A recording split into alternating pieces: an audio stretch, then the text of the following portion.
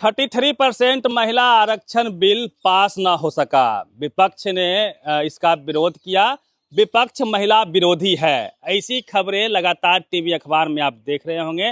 लगातार गोदी मीडिया कह रहा है कि विपक्ष महिला विरोधी है। वास्तविकता क्या है, इसी पे बातचीत करेंगे। क्या डिलिमिटेशन बिल को महिला बिल के साथ ऐड करके सरकार पास कराना चाह रही थी? ऐसी भी खबरें हैं सर। कुल मिला के बात करेंगे सर से। महिला बिल जो आरक्षण का बिल आया सर, उसको विपक्ष ने रोक दिया, ऐसी खबरें चल रही है। महिला आरक्षण बिल कहाँ रुक गया? ये देखिए कितने तारीख की खबर है। 21 सितंबर 2023। क्या लिखा हुआ है, पढ़िए। महिला बिल लोकसभा में पारित, जनगणना परिसीमन में करीब 4 साल लगेंगे। ये दैनिक भास्कर की खबर है। हाँ, यानी कब ये पास हो गया है? सितंबर 2023 को। तो जब महिला आरक्षण बिल पास हो गया तो गोदी मीडिया इस तरह की खबरें क्यों चला रहा है कि महिला आरक्षण बिल रुक गया, गिर गया? विपक्ष महिला विरोधी है। जबकि लोग पढ़ता नहीं है, गधा लोग। मेन स्ट्रीमिंग मीडिया इस सब को कहा जाता है, इन लोग के चैनल अखबार को। इसमें गधे लोग भरे हुए हैं, न जिसको स्टडी करना है न रिसर्च करना है। बेवकूफ खुद है और दूसरों को बेवकूफ बनाना चाहते हैं। इन लोग को पढ़ना चाहिए, गधे मूर्खों को। और ये 2023 में जो बिल पास हो गया है, जो नियम बन गया, कानून बन गया, उसको ये गधे लोग कह रहे हैं कि महिला आरक्षण बिल गिर गया। कौन कौन गधा लोग, कहाँ कहाँ से ये लोग गधे पढ़े हैं और ये पत्रकार बन गए हैं? इन गधों को पढ़ना चाहिए, अब भी कम से कम पढ़ ले। हम उन पत्रकारों को गधा कहते हैं जो ये कह रहे हैं कि महिला आरक्षण का बिल जो है वो गिर गया।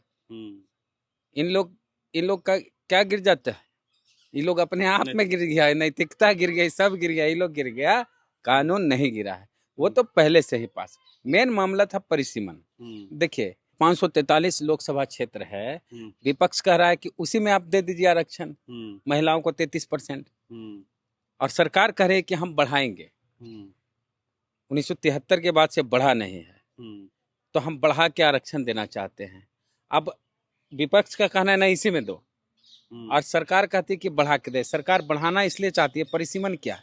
परिसीमन यह है कि आबादी के अनुसार लोकसभा क्षेत्र का तय होता है कि ये क्षेत्र लोकसभा का एक क्षेत्र इतना होगा। जैसे नवादा एक जिला है, तो नवादा जिला में 5 विधानसभा क्षेत्र हैं, लेकिन एक और विधानसभा क्षेत्र बरबीघा जोड़ दिया गया शेखपुरा जिला का, और कहा गया कि ये एक लोकसभा होगा 6 विधानसभा क्षेत्रों को मिला के, जनसंख्या के आधार पर। हाँ, कि आबादी के अनुसार इतने लाख लोगों में एक सांसद होंगे, 10 लाख का लगभग। हाँ, तो ऐसे में दक्षिण भारत के राज्यों के जो नेता हैं, उन पार्टियां हैं, उनका कहना है कि भाई आबादी तो हमारी कम है, हम जनसंख्या वृद्धि उतनी तेजी से नहीं किए जितना हिंदी पट्टी में हुआ। हम लोग पढ़े लिखे लोग हैं, आबादी हमारी नियंत्रित रही है। ऐसे में हमारा जो सांसद घट जाएगा तो प्रधानमंत्री कौन बनेगा, सरकार किसकी बनेगी, वो तय करेगा हिंदी पट्टी, जहां आबादी ज्यादा है। यानी आबादी जहां ज्यादा है वहां से ज्यादा सांसद आएंगे। बिहार में ज्यादा आबादी तो बिहार से ज्यादा सांसद आएंगे, उत्तर प्रदेश में ज्यादा आबादी तो वहां से ज्यादा सांसद आएंगे। तो परिसीमन होगा। सरकार का ये कहना था, ये जो नया बिल था, संशोधन बिल, वो था परिसीमन को लेके कि नया परिसीमन होगा और 850 के करीब लोकसभा क्षेत्र बन जाएंगे। सरकार का कहना था हर जगह 50% बढ़ेंगे, लेकिन विपक्ष को ये डर है, या साउथ इंडिया वाले को ये डर है कि परिसीमन इस तरह से किया जाएगा, सीटें वहां वहां बढ़ाई जाएंगी जहां जहां बीजेपी को फायदा होगा। यूपी, बिहार, इस तरह से जहां है, गुजरात, जहां जहां लगेगा बीजेपी को। का भी और हाँ, और उससे पहले जनगणना कराना होगा। विपक्ष का ये भी कहना है कि पहले जनगणना कराइए। ये कह रहे हैं 11 वाला। हाँ, ये कह रहे हैं कि ये 2011 वाला के अनुसार। भाई अभी जब हो रहा है तो अभी जनगणना करा के कीजिए। हो ही रहा है, जाति आधारित गणना हो रहा है, तो जाति के आधार पर ओबीसी को भी आरक्षण दीजिए, ये भी एक डिमांड है। एससी एसटी का है उसमें, ओबीसी महिलाओं का नहीं है। तो ये जो मोदी जी हैं या बीजेपी हैं, चिराग पासवान हैं, बाकी जो जीतन राम मांझी, ऐसे तमाम नेता जो हैं, रामदास अठावले जैसे लोग, जो ये छाती पीट रहे हैं कि हमने माफ कर दीजिए, हम महिलाओं के आरक्षण का बिल पास नहीं करा सके, महिलाओं के आरक्षण को बिल को रोक दिया गया। आरक्षण का कानून बन चुका है महिलाओं का, ये नारी वंदन को रोक दिया गया, महिलाओं के उड़ान को रोक दिया गया। अरे आप ये बात क्यों नहीं कहते हैं कि ओबीसी महिलाओं का उड़ान ये लोग रोक रहे हैं? ये लोग जो केंद्र में हैं, सरकार में है, वो ओबीसी महिलाओं से क्यों इतना नफरत करते हैं? ओबीसी महिलाओं को क्यों नहीं आरक्षण देना चाहते हैं? नीतीश कुमार का एक पुराना भाषण वायरल हो रहा है अभी क्लिप लगातार हाँ। कि हॉरिजॉन्टल आरक्षण होना चाहिए वर्टिकल। हाँ। हाँ तो लेकिन इस बार भी जदयू समर्थन दे देती है उसी पे। हाँ, तब सरकार नीतीश जी का पहले वाला वो तो रहा नहीं हम्म। तेवर। तो देखिए मेन मसला आप ये क्या चाहते हैं, किस तरह का आरक्षण महिलाओं में कोटे के अंदर देखिए, कोटा क्या अभी देखिए दिक्कत कहाँ है। अभी जो आरक्षण जिस हिसाब से है रवि, उस हिसाब से महिला आरक्षण दिया जा रहा है। अभी ओबीसी जनरल का आरक्षण नहीं है, तो ओबीसी महिला को आरक्षण नहीं दिया गया। एससी एसटी जनरल का आरक्षण है, उसमें महिलाएं भी लड़ सकती है, पुरुष भी लड़ सकते हैं। तो एससी एसटी महिलाओं को आरक्षण दिया गया है। अगर ओबीसी महिला को आरक्षण दे दिया जाएगा लोकसभा विधानसभा में, तो फिर अगली मांग ये होगी कि ओबीसी पुरुष को भी आरक्षण दिया जाए। डर इसी का है। हाँ, जिसकी जितनी संख्या भारी उसकी उसने भागीदारी। हाँ। जैसे पंचायत के चुनाव में सिंपल सी बात बताते हैं, पंचायत के चुनाव में मुखिया का चुनाव जो होता है उसमें अति पिछड़ा महिला का अलग से रिजर्वेशन होता है। उसमें वर्टिकल प्लस हॉरिजॉन्टल दोनों है। दोनों 2005 में जो हाँ, लागू हुआ कि जो आरक्षण मिलता है उसके अंदर जो कोटा में कोटा होता है महिलाओं का, वो आरक्षण होगा। वो ऑलरेडी पंचायती राज में बिहार में लागू है, नौकरियों में है, एडमिशन में है, हर जगह है, हर जगह है। तो वहां मामला फंस रहा है।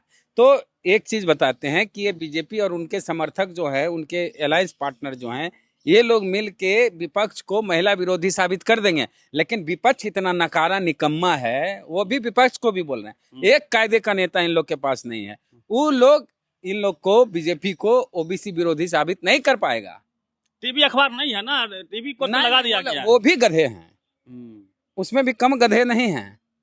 विपक्ष के नेताओं में गधों की कमी नहीं है, वहां भी बहुत सारे गधे हैं, अपनी बात नहीं रख पा रहे हैं।